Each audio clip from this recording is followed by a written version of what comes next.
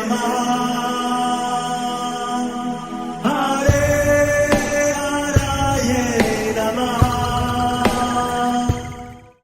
हरे कृष्णा जी, आप सबका बहुत बहुत स्वागत है। हमारे सारे कार्यक्रम इस्कॉन फाउंडर आचार्य हिज डिवाइन ग्रेस एसी भक्ति वेदांत स्वामी प्रभुपाद जी को समर्पित है। मंगलाचरण आरंभ करते हैं। ओम नमो भगवते वासुदेवाय, ओम नमो भगवते वासुदेवाय, ओम नमो भगवते वासुदेवाय। ओम अज्ञानतिमिरान्धस्य ज्ञानाञ्जनशलाकया चक्षुरुन्मीलितं येन तस्मै श्रीगुरवे नमः। श्रीचैतन्यमनोभीष्टं स्थापितं येन भूतले स्वयं रूपः कदा मह्यं ददाति स्वपदान्तिकम्।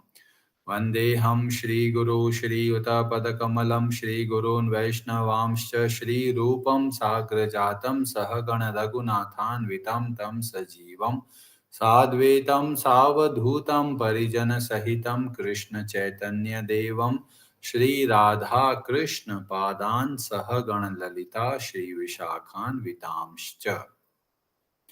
नमः ओम विष्णुपादाय कृष्णपृष्ठाय भूतले श्रीमते भक्तिवेदांत स्वामिनिति नामिने। नमस्ते सारस्वते देवे गौरवाणी प्रचारिणे निर्विशेष शून्यवादी पाश्चात्य देशतारिणे। नमो महावदन्याय कृष्ण प्रेम प्रदायते कृष्णाय कृष्ण चैतन्य नामने गौरत्विषे नमः। हे कृष्ण करुणा सिंधु दीनबंधु जगतपते गोपेश गोपिका कांत राधा कांत नमोस्तुते। तप्त कांचन गौरांगी राधे वृंदावनेश्वरी वृषभानुसुते देवी प्रणमामि हरिप्रिये। वाञ्छाकल्पतरुभ्यश्च कृपा सिन्धुभ्य एव च पतितानां पावनेभ्यो वैष्णवेभ्यो नमो नमः। जय श्री कृष्ण चैतन्य प्रभु नित्यानंद श्री अद्वैत गदाधर श्रीवासादि गौर भक्त वृंद। हरे कृष्ण कृष्ण कृष्ण हरे हरे, हरे राम राम राम हरे हरे। कार्पण्य दोषोपहत स्वभाव प्रच्छामि त्वां धर्म सम्मूढचेताः। यच्छ्रेयस्या निश्चितं ब्रूहि तन्मे शिष्यस्ते अहं शाधि मां त्वां प्रपन्नम्। हरे कृष्णा जी। भगवद गीता अध्याय 2 श्लोक नंबर 59 आरंभ करते हैं। वजेश्वरी जी आप पढ़ेंगे संस्कृत।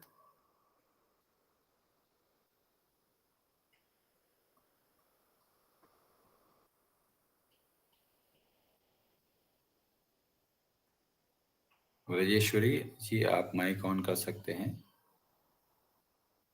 हरे कृष्ण। हरे कृष्णा जी।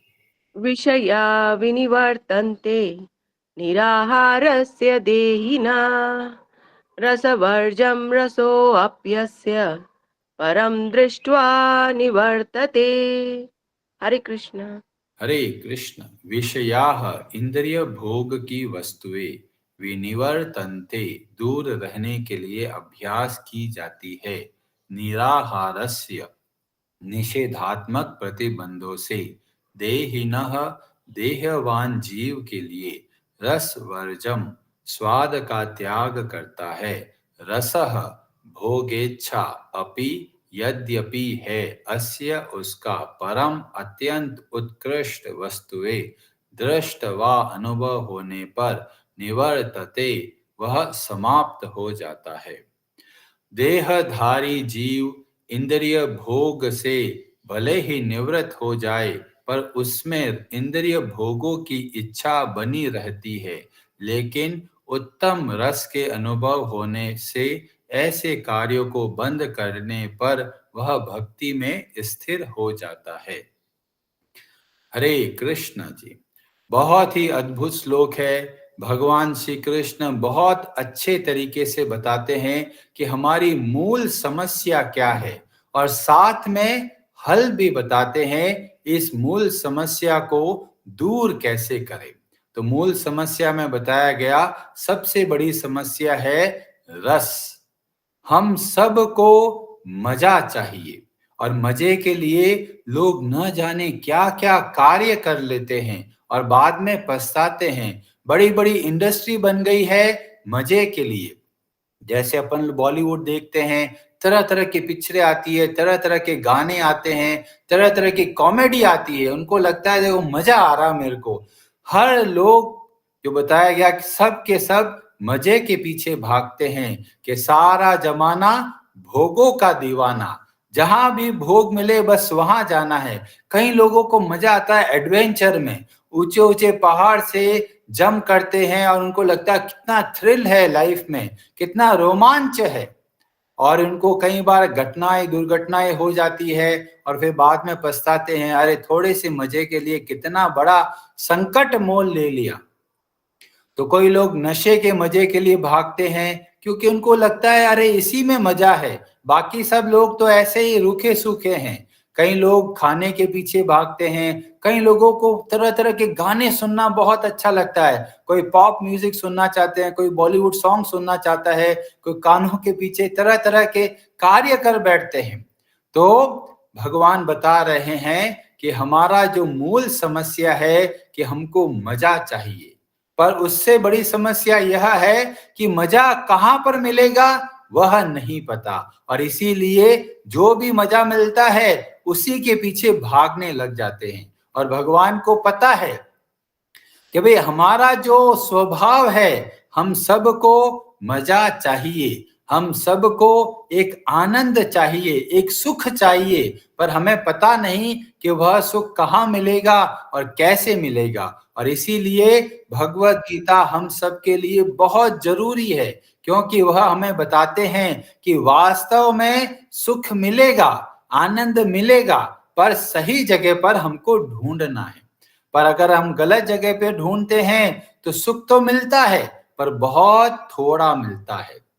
तो बोला गया विषया विनिवर्तन्ते, जब इंद्रिया अपने भोगों से मिलती है तो सुख प्रकट होता है। जैसे आंखों को कुछ चाहिए और वो चीज सामने आ जाए तो बहुत अच्छा लगता है, इसको बोलते हैं रस, एक मजा आता है। पर इस रस की समस्या क्या है? इस रस की समस्या है थोड़े समय के लिए रहती है।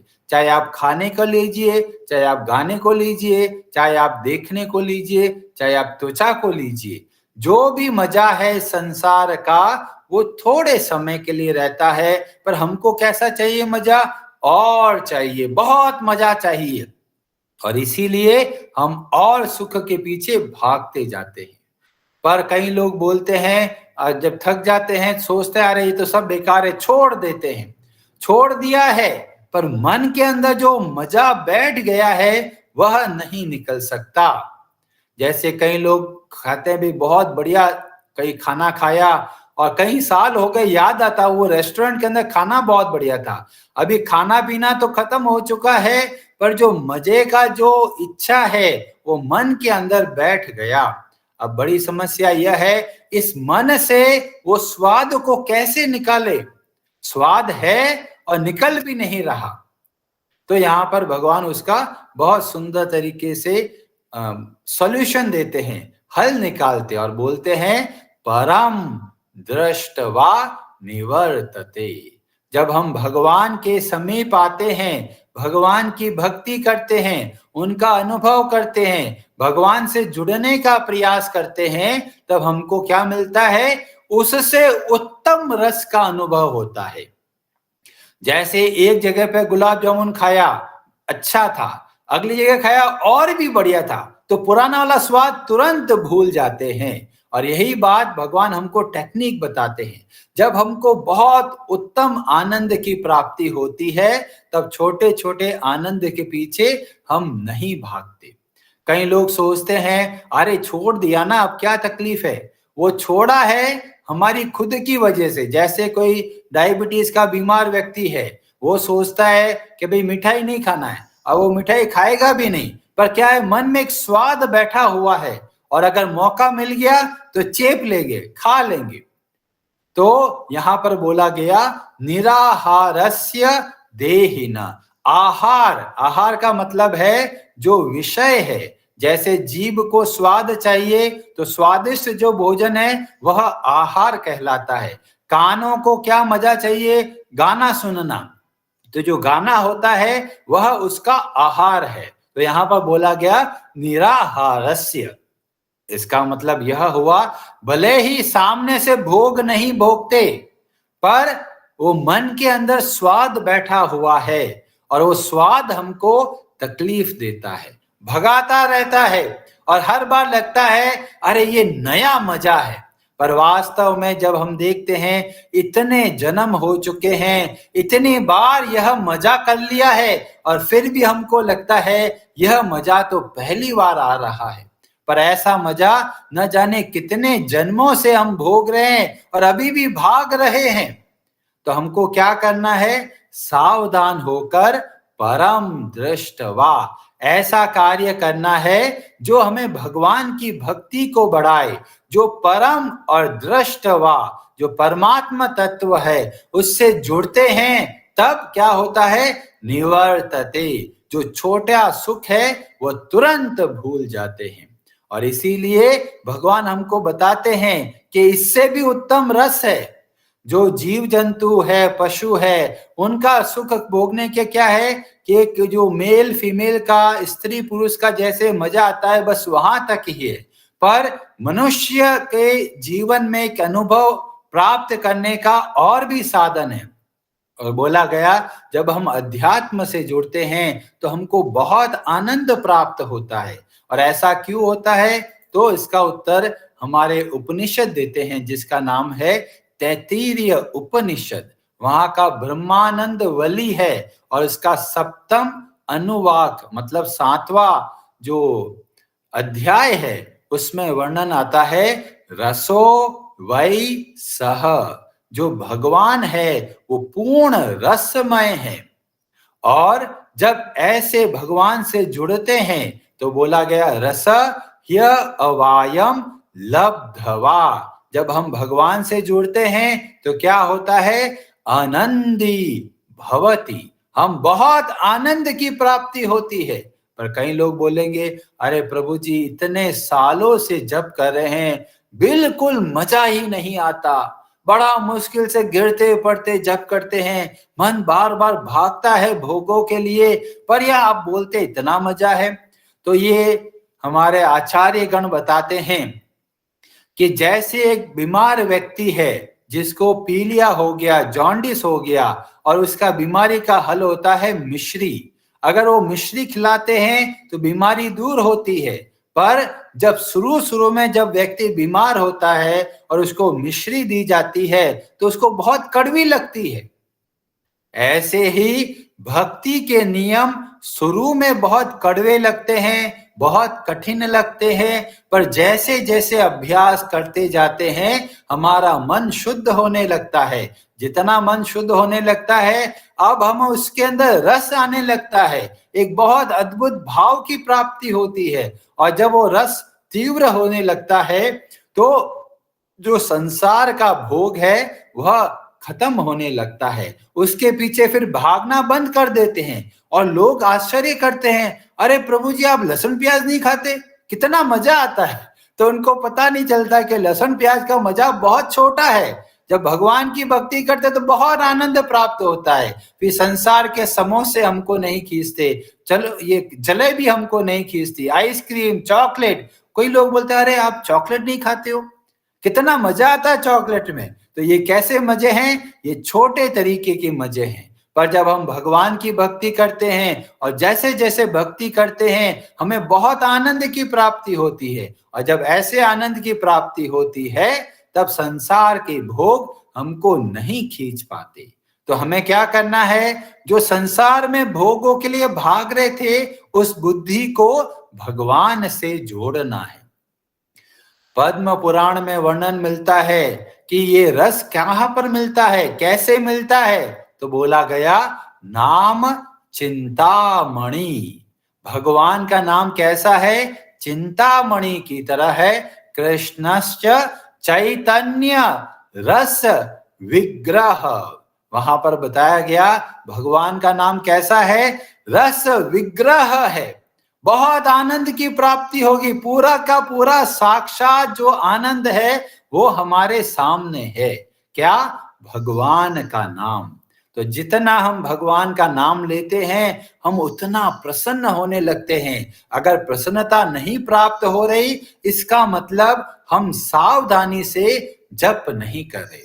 हमारे जो भक्त हैं विदेशों में, वो तरह तरह की जपा वर्कशॉप करते हैं, जपा का तरह तरह के प्रोग्राम करते हैं। और कई बार ऐसा होता है जपा मैराथन होता है, उसमें बोला जाता है आप बैठकर 64 माला का जप कीजिए, सावधानी के साथ भगवान से प्रार्थना करते करते। और तरह तरह के लोग उसमें आते हैं, और कई लोग जो पहली बार आए वो बोलते हैं हम जप करते करते ऐसा भाव आने लगा, आंखों में आंसू आने लग गए, और हमको पता नहीं ये आंसू क्यों आ रहे हैं। पर हमें शास्त्र बताते हैं भगवान का नाम कैसा है, रस विग्रह। जितना हम भगवान का नाम लेते हैं उतना हमको आनंद की प्राप्ति होती है, और जितना हमको आनंद की प्राप्ति होती है उतना हम संतुष्ट होते हैं। पर अगर भगवान की भक्ति में आनंद नहीं आता तो ही हम बार बार भोगों की ओर भागते हैं। कोई पिक्चरों के पीछे भागता है, कोई कानों के मजे के लिए भागता है। तो ये भागने का जो कार्यक्रम है उसको थोड़ा सा मोड़ना है। संसार के सुखों के पीछे भाग रहे हैं, अब भगवान की भक्ति की ओर जाना है।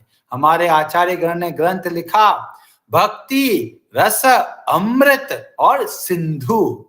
भक्ति रसामृत सिंधु ऐसा अद्भुत ग्रंथ है जो भक्ति के अंदर जो रस है उसके बारे में बताया गया। और बताया गया जब हम भगवान की सेवा करते हैं अलग अलग भावों से तो हमको अलग अलग रस प्राप्त होता है, जैसा कि शांत रस, दास्य रस, साख्य रस, वात्सल्य रस और माधुर्य रस। तो ये भक्ति है वो कोई नीरस रास्ता नहीं है, बहुत आनंद है। और वास्तव में जो इस भक्ति के मार्ग में आगे चल के प्रसन्न होते हैं, संसार का कोई भोग ऐसा नहीं है जो उनको खींच पाए। और इसीलिए हम सबको भक्ति के लिए प्रयास करना है, क्योंकि हम सबको मजा चाहिए। हरे कृष्णा जी, आप सबका बहुत बहुत धन्यवाद।